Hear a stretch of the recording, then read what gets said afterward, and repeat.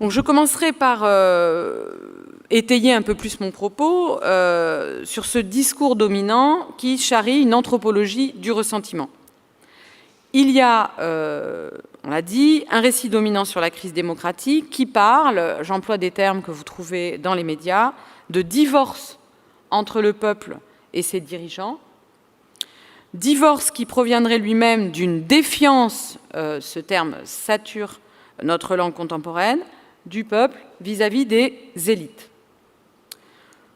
Tous ces termes, divorce, dirigeant, défiance, élite, tous ces termes, il faut y être attentif, et c'est mon travail que de le faire en tant que je travaille dans le champ de la philosophie politique. Tous ces termes véhiculent des schémas qui ne sont que très peu questionnés.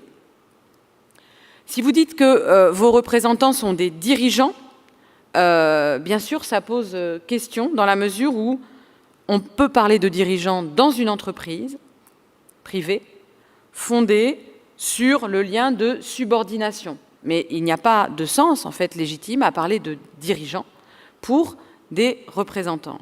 Et la confusion entre les représentants et les gouvernants et entre les gouvernants et les dirigeants mérite d'être interrogée. Elle est rarement interrogée. En France, nous entendons sans cesse parler des dirigeants contre lesquels s'exercerait la défiance.